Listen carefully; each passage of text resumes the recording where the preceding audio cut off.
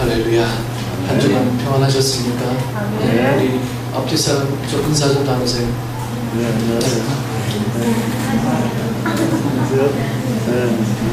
조현주 집사님은 이상준 쌤 뒤에 가려서 보이지도 않는데 자리를 피하든지 앞으로 오든지. 네? 네. 저도 중고등학교 때요, 숙제를 안 해가면 늘 뒤에 숨고 싶었어요. 죄를 졌거나 잘못했거나 그러면 꼭 뒤에 숨고 싶었어요. 여러분들, 이 목회자의 눈과 마주치는 것은 축복입니다. 할렐루야. 네.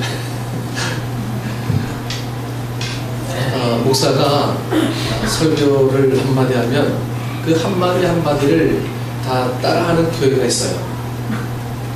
미국에 가보면 특히 이 역동적인 경배와 찬양을 드리는 교회가 그렇게 예배 드리는 것을 많이 볼 수가 있습니다. 그래서 앞에서 아주 구호의 치듯이 막 하면은 성도들도 뭐 이제 화답하듯이 크게 따라하는 교회들이 있어요.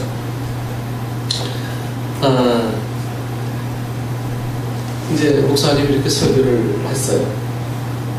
여러분 헌신해야 합니다.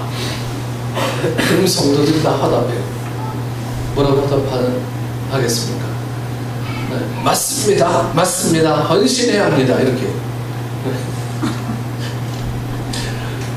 우리도 한번 해볼까요?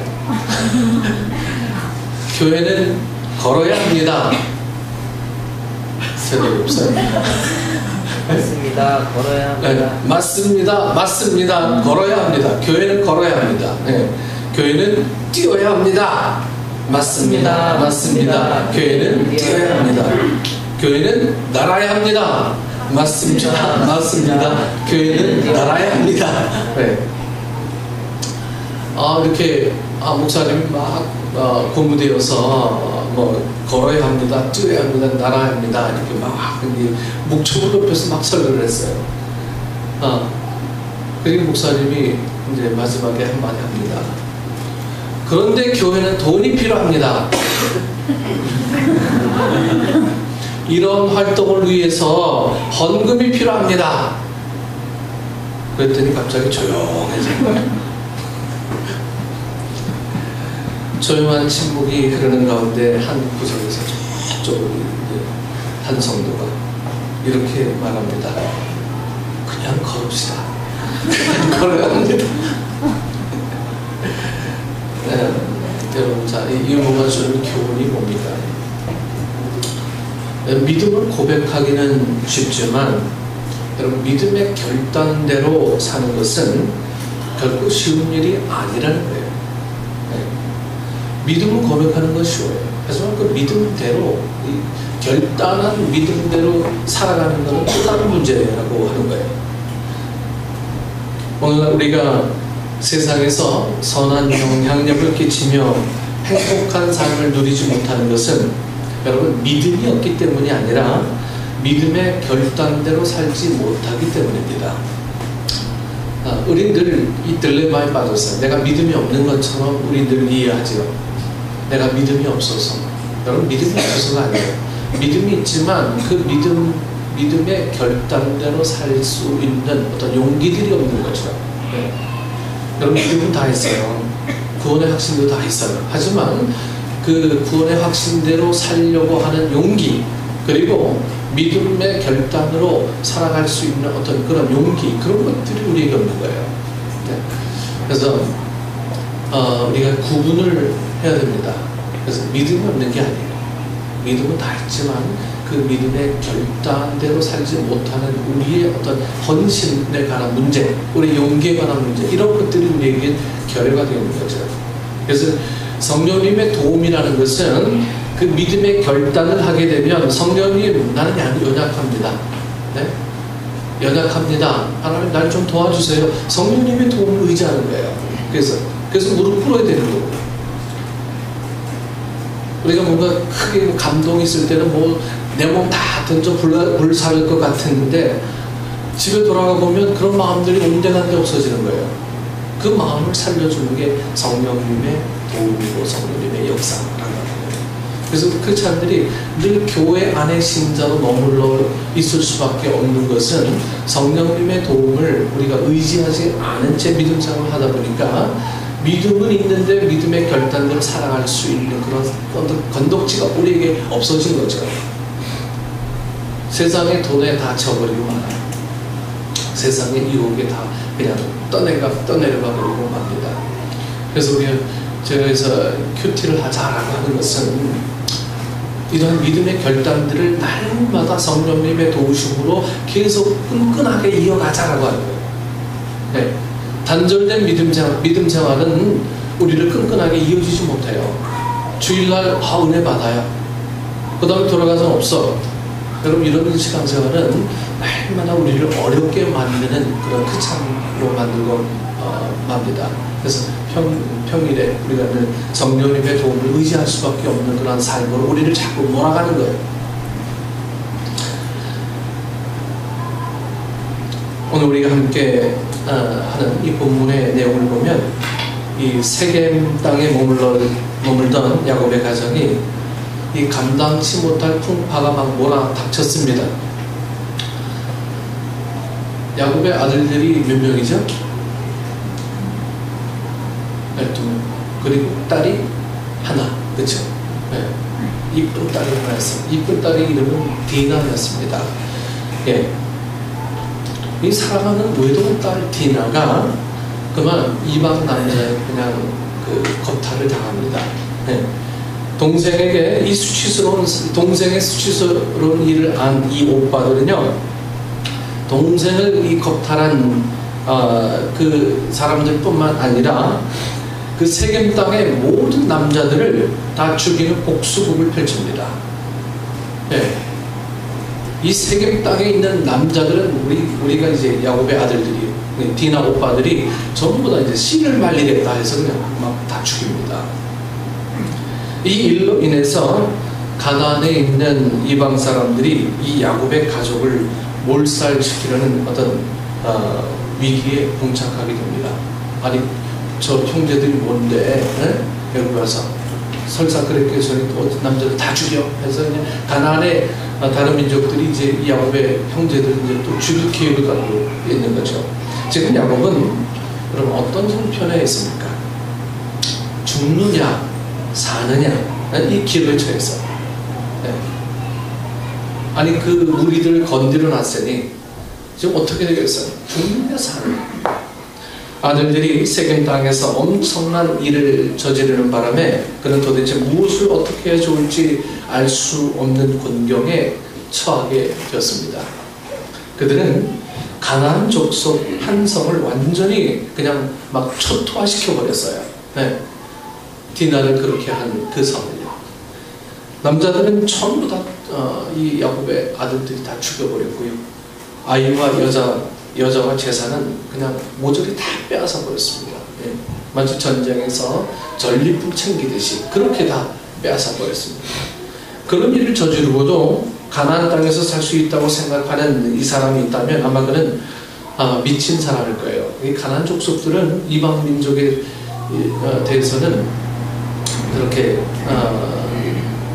호락호락 여유롭지 않잖아요. 그들이 살 수 있는 유일한 길은 빨리 다른 곳으로 도망치는 것뿐이었습니다. 다른 곳으로 도망치는 거예요. 그러나 야곱이 갈 곳이 없었습니다. 야곱이 어디로 가요? 하나님께서 허락하신 땅인데 어디로 가요? 요단강을 건너 하란으로 되돌아갈 수도 없었고 그렇다고 이 애굽으로 도망칠 수도 없었어요. 혹시 간다고 해도 도중에 습격을 당해 죽을 확률이 아주 컸습니다. 이 세일 땅으로 가서 에서에게 도움을 청하는 것이 가장 현명한 선택일 수 있었지만 사실은 이 에서도요 그렇게 만만한 사람이 아닌 거예요. 에서도 그는 하나님의 말씀에 따라서 이 가나안 땅으로 오긴 왔지만 도무지 여기에서 살 수 없는 이 곤경에 부딪히고 맙니다. 그때 하나님께서 이 야곱에게 말씀하셨어요. 35장 오늘 1절 말씀을 보십시오. 하나님이 야곱에게 이르시되 하나님이 야곱에게 이르시되 일어나 베델로 올라가서 거기 거하며 내가 내 형 에서의 낯을 피하여 도망하던 때에 내게 나타났던 하나님께 거기서 단을 쌓으라 하시니라. 여러분 한번 생각해 보세요. 사람에게는 뭐 날개가 달린 것도 아니고 뭐 지느러미가 있는 것도 아니잖아요. 사람 반드시 이 땅 위에서 어느 사회에 소속해서 살아야만 됩니다. 그런데 어떠한 어려움이 생겨서 도무지 자기가 속해 있는 그 사회에 발붙이고 살 수 없는 형편이 되었다고 생각해 보세요. 내가 머물고 있는 내 공동체에서 발붙이고 살 수가 없어요. 그럼 도대체 뭐 어디로 가야 하겠습니까? 어떤 사람이 이 카드로 막 술을 마시기 시작했어요. 처음에는 그 대금이 얼마 되지 않았는데 자꾸 이제 마시다 보니까 나중에는 이 술값이 카드 대금이 수천만 원이 된 거예요.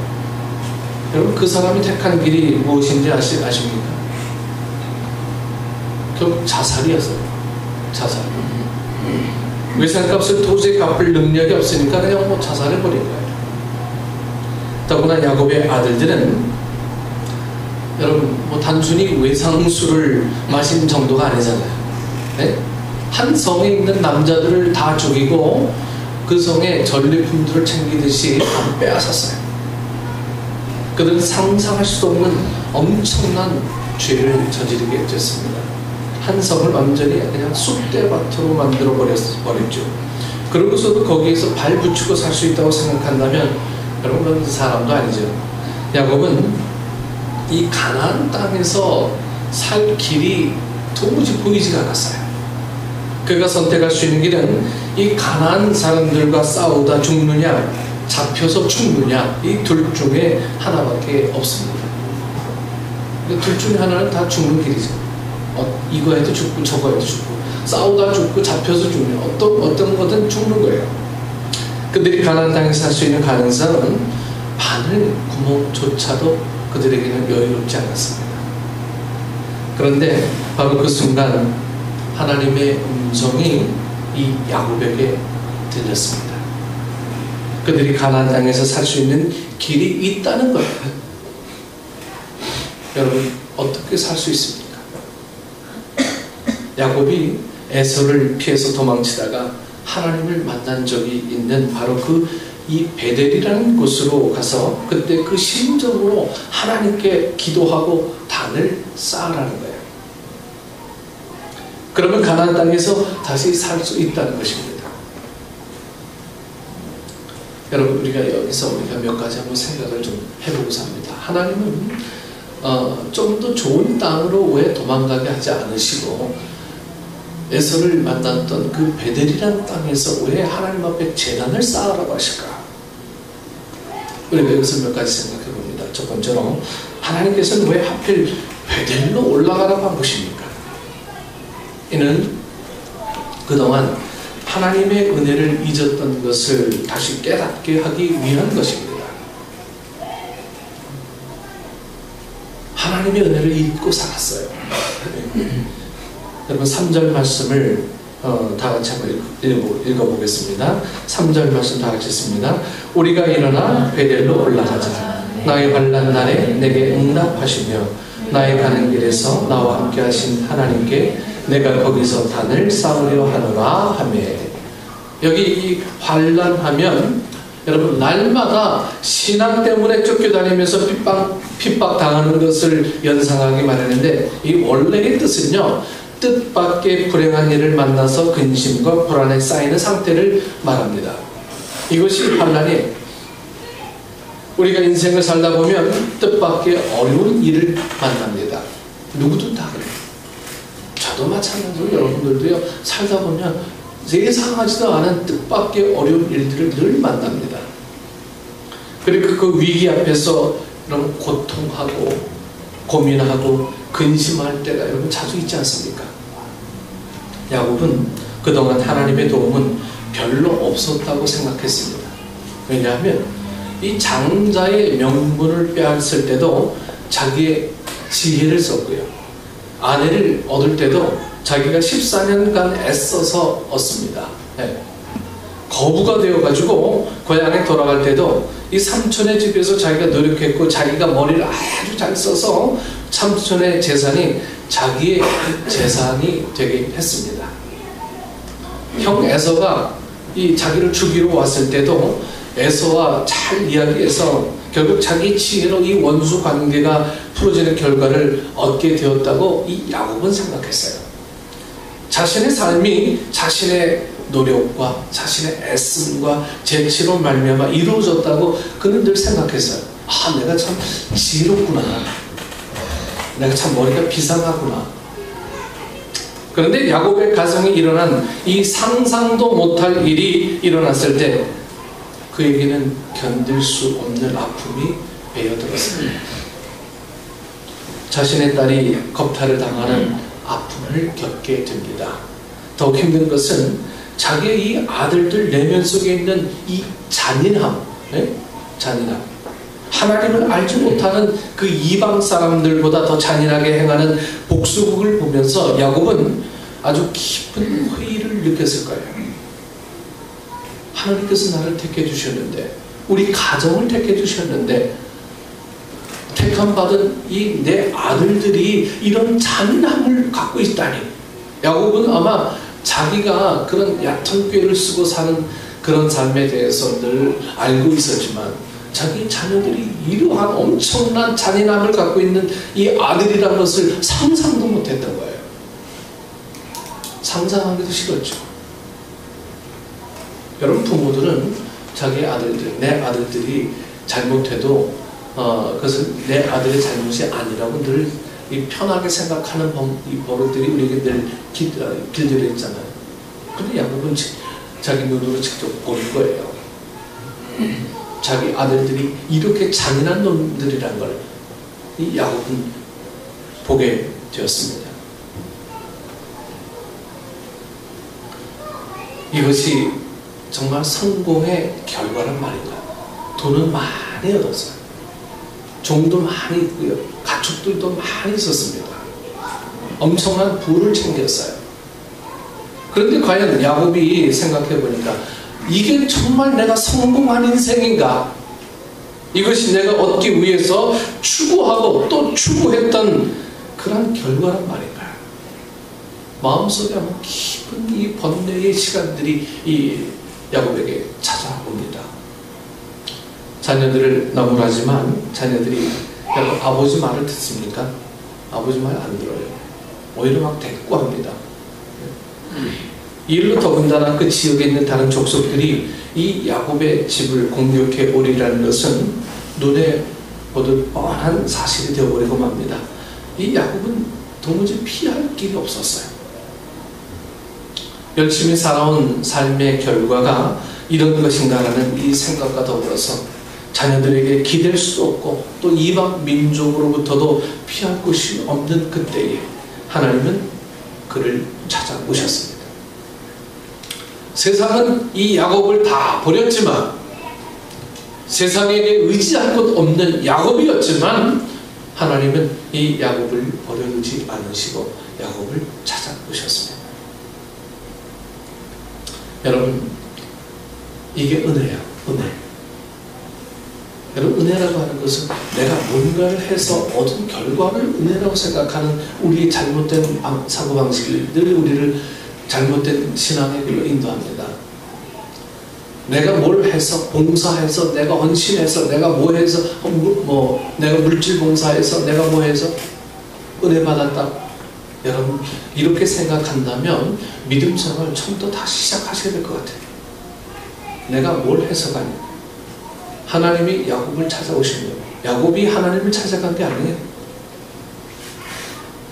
여러분, 하나님은 한 번 택한 내 인생 절대로 용도 폐기 처분용으로 다루지 않으세요. 1절에 말씀하세요.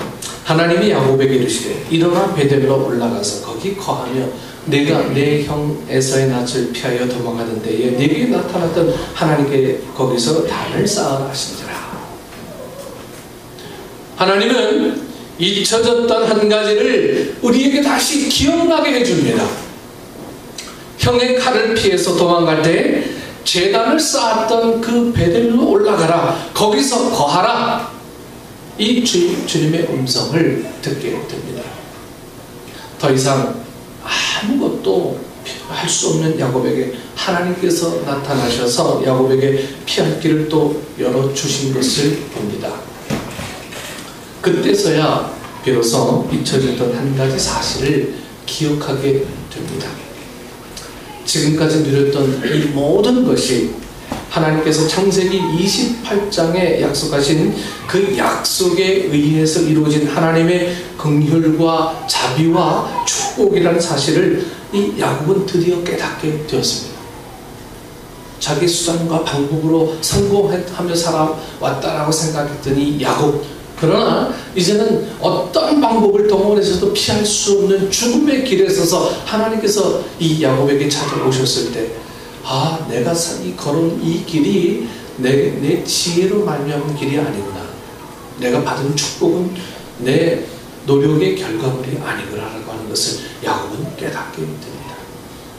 여러분, 사람은 누구나 다 실수할 수 있어요. 그러나 축복 받았을 때 그때의 하나님의 은혜라고 하는 것을 다시 믿음으로 고백할 때 여러분, 그것은 온전한 축복이 될 수 있는 거예요. 축복이지 않는 사람들은요, 왜 하필 나에게? 세상 수많은 사람들은 다 잘 사는데 왜 하필 나에게? 이런 원망의 소리만 높이게 되죠. 여러분 기억하십니까? 야곱이 아버지 이삭을 속이고 형 에서의 장자권과 축복권을 가지고 막 도망갈 때, 이 루스라는 베델에서 쓰러져 잠을 잘 때 하나님의 음성을 듣게 되죠. 이 야곱이요. 천사가 사다리에 오르락 내리락 하는 꿈도 꾸고요. 창세기 28장 14절 15절에 내 자손이 땅에 티끌같이 되어서 동서남북에 편만할지며 땅의 모든 족속이 너와 내 자손을 인하여 복을 얻으리라.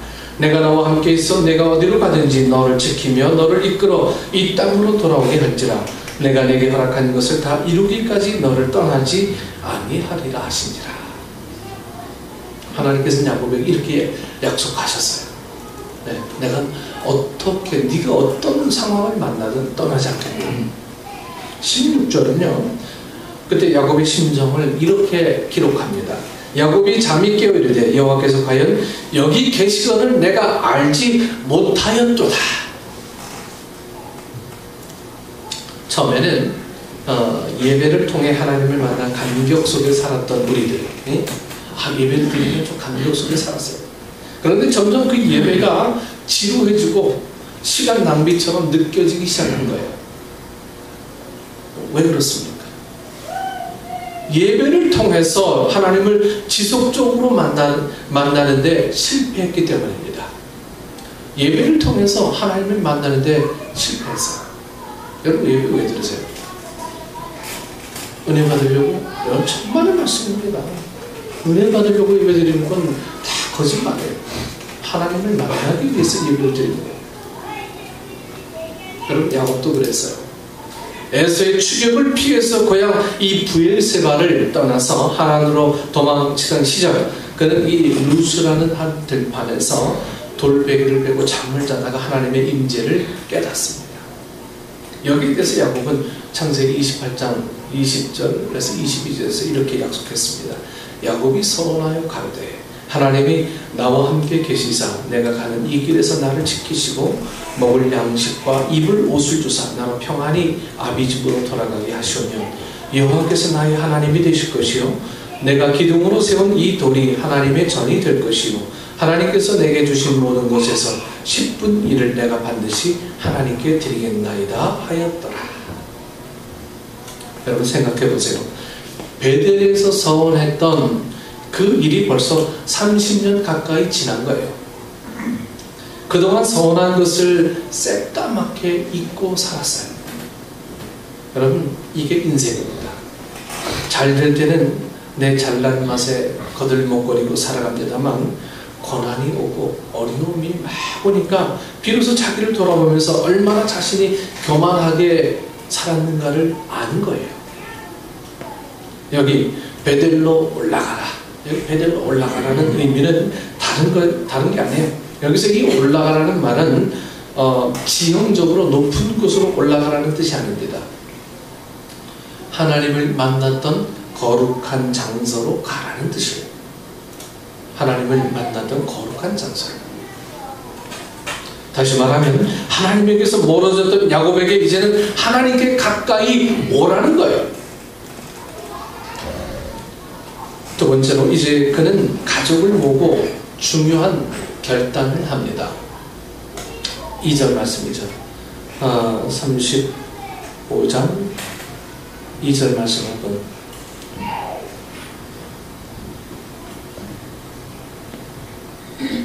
이 절 말씀을 다 같이 봅니다. 야곱이 이에 자기 집안 사람과 자기와 함께하는 모든 자에게 이르되 너희 중에 있는 이방 신상들을 버리고 자신을 정결하게 하고 너희들의 의복을 바꿔 입으라. 예.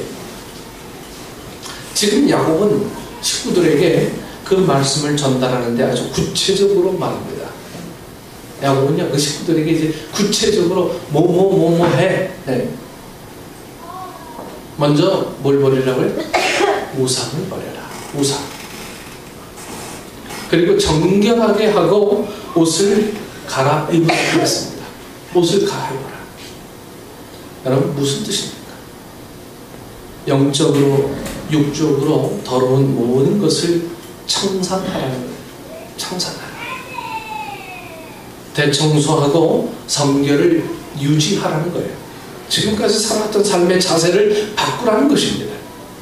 사실 야곱은 이 사건이 일어나기 전에 이 야복강에서 하나님의 은혜를 깊이 체험한 사람이에요. 그렇죠? 천사와 씨름해서 환도뼈가 부러지고 결국 야곱에서 이름이 이스라엘로 바뀌어진 사람이에요. 그래서 약속의 땅인 이 베델로 가는 길에 이 세겜에 들렀다가 여기 주저앉은 겁니다. 학자들은 이 기간이 한 10년 정도로 이야기를 합니다. 자기 수완이 뛰어난 야곱의 눈에 이 세겜은 그야말로 이 황금의 땅이었어요. 여기 보니까 너무너무 좋아요. 자기가 거느리고 있는 양떼들, 소떼들 먹을 수 있는 좋은 환경, 좋은 물들이 있고요. 너무너무 좋은 거예요. 여기서 베델로 올라갈 것을 사는 동안 그냥 잊어버린 거예요. 그러나 하나님은 언제까지나 여러분 마냥 기다려주지 않습니다. 야곱은 천년 만년 이 세겜의 숲곳이라는 곳에 둥지를 틀고 사는 재미에 빠져 있을 때 이 환란이 난 거예요. 그것이 바로 오늘 제가 처음 얘기한 이 디나 겁탈 사건입니다. 사람들은 본능적으로 이 변화를 두려워한다고 합니다. 변화야. 뭔가 좀 바뀌어지면 막 이게 용납이 안 돼. 내 하던 스타일대로 해야 돼. 대부분이